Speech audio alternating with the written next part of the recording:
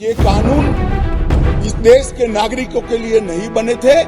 कानून अंग्रेजों की राज की सुरक्षा के लिए।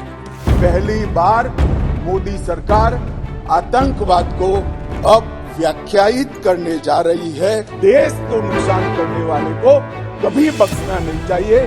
सभी पर एक प्रकार से समय की मर्यादा डालने का काम भी इस कानूनों के माध्यम से हुआ है।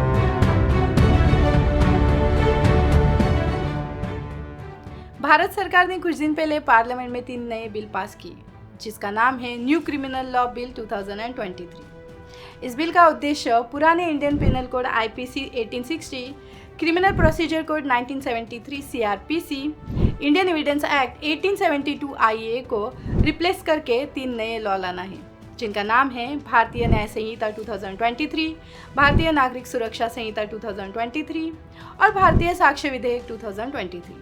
यह बिल अगस्त 2023 में पेश किया गया था, जो बाद में 31 सदस्यीय स्टैंडिंग कमेटी के पास भेजा गया।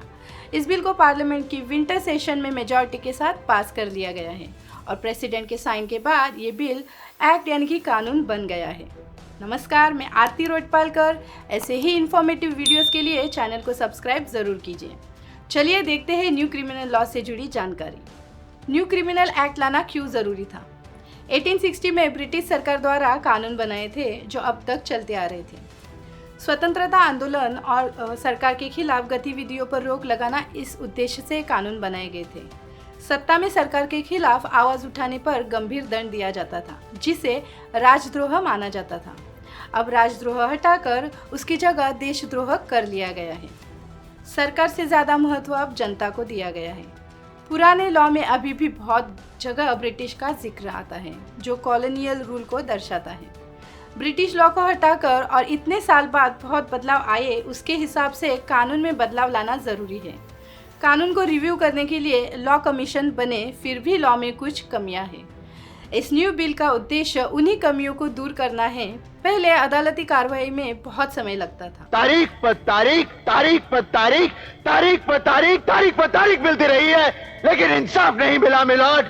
यह तारीख पे तारीख अब कम होगी, क्योंकि अदालत और पुलिस दोनों को समय की लिमिटेशन लगाई गई है। थोड़ा डिटेल में इन सारे लॉज के बारे में हम देखते हैं। ये तीनों लॉज है क्या, ज़रा समझ लेते हैं।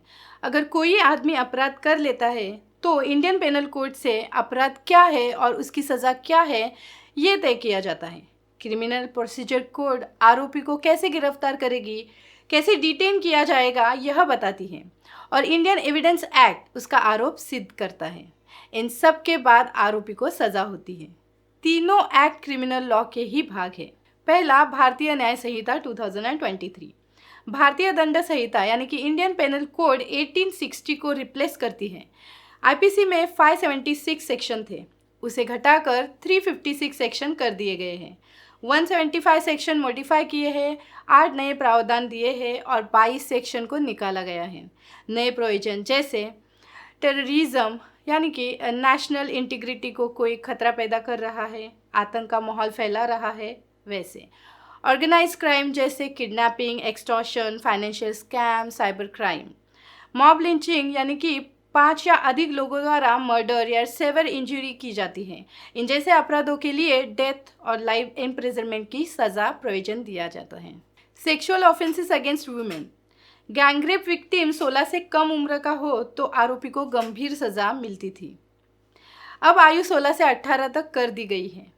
और कोई शादी के झूठे वादे करके संबंध बनाता है तो उसके लिए भी सज़ा का प्रोविजन दिया है, जिससे लव जिहाद मामलों पर रोक लगेगी।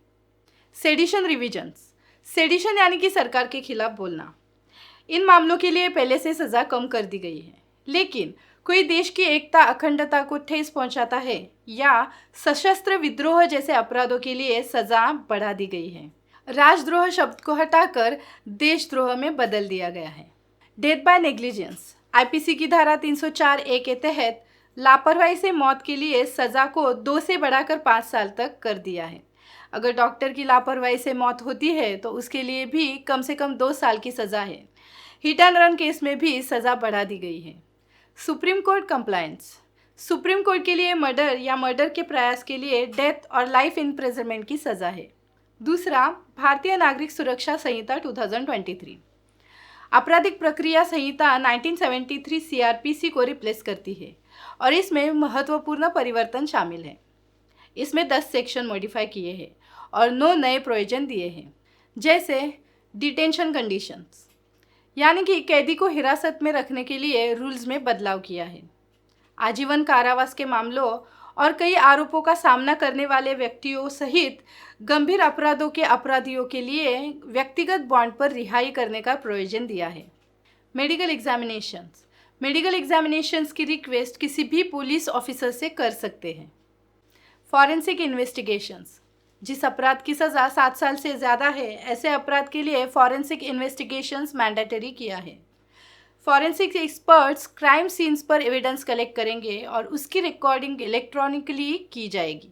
Sample collections, finger impressions and voice samples को कलेक्ट करने की पावर बढ़ाई है। अगर व्यक्ति अरेस्ट नहीं है फिर भी उसके सैंपल्स ले सकते हैं। टाइमलाइंस, इसमें टाइमलाइंस को घटा दिया गया है। सभी तरह के न्यायालयीन मामलों को सीमित समय में निपटाना बंधनकारक होगा। फॉर रेप विक्टिम्स के लिए मेडिकल रिपोर्ट 7 दिन के अंदर देना, 30 दिन के अंदर जजमेंट, विक्टिम प्रोग्रेस अपडेट 90 दिन के अंदर और चार्ज फ्रेमिंग फर्स्ट हियरिंग के 60 दिन के अंदर होना ज़रूरी है। कोर्ट हायरार्की, इंडिया के क्रिमिनल कोर्ट्स मैजिस्ट्रेट कोर्ट से सुप्रीम कोर्ट हायरार्किकली ऑर्गेनाइज किए थे, जिसे रद्द कर दिया गया है और मेट्रोपॉलिटन मैजिस्ट्रेट का रोल को समाप्त कर दिया गया है।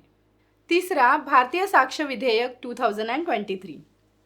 भारतीय साक्ष्य अधिनियम 1872 आईए को रिप्लेस करता है। यह आईए के अधिकांश प्रावधानों को बरकरार रखता है। पहले 167 सेक्शंस थे, अब 170 सेक्शन हैं। हालांकि इनमें महत्वपूर्ण परिवर्तन शामिल है। डॉक्यूमेंट्री एविडेंस की डेफिनेशन एक्सपैंड करते हुए इलेक्ट्रॉनिक रिकॉर्ड सहित ट्रेडिशनल राइटिंग्स, मैप्स और कैरिकेचर्स को ऐड कर दिया गया है। प्राइमरी एंड सेकेंडरी एविडेंस का स्टेटस सेम रहेगा, जिसमें original documents, electronics records and video recordings शामिल हैं। ओरल एंड रिटन एडमिशंस दस्तावेजों की जांच करने वाले योग्य व्यक्ति की गवाही सेकेंडरी एविडेंस में मानी जाएगी। Oral evidence, electronic oral evidence का प्रोविजन ऐड कर दिया गया है, जिसमें विटनेस अपनी गवाही इलेक्ट्रॉनिक माध्यम से दे सकता है।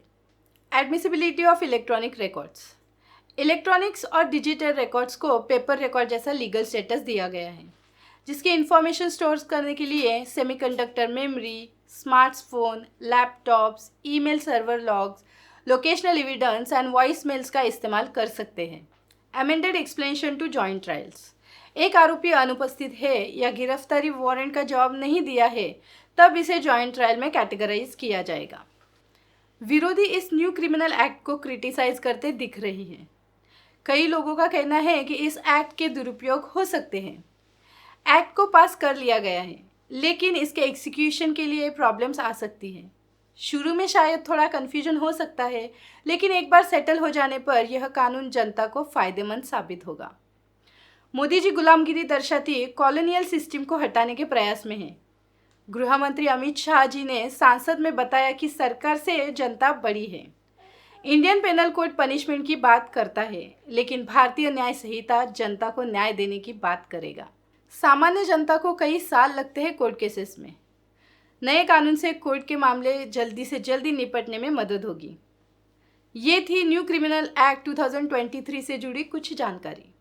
अगर इन्फॉर्मेशन पसंद आए तो वीडियो को लाइक ज़रूर करें और हाँ, चैनल को सब्सक्राइब करना मत भूलें।